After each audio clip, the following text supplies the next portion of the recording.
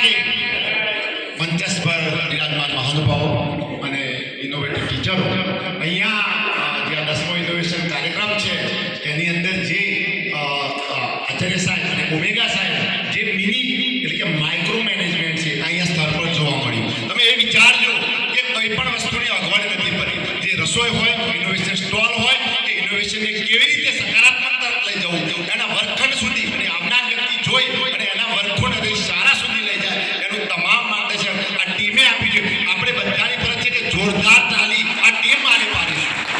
અને એટલું જ કહું છું, અંતે એક જ વાક્ય કહું છું, કારણ કે સમયનો અભાવ છે.